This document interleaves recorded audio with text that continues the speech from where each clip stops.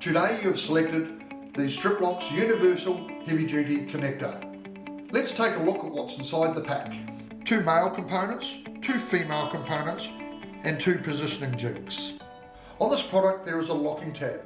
If you leave it in place, it will be a permanent fix. If you remove the tab, your project will be able to be dismantled. To remove the locking tab, all I'm going to use is a screwdriver underneath the locking tab and flick it up and remove it. The only screw suitable for the Striplox product is a size 8 countersunk flathead screw.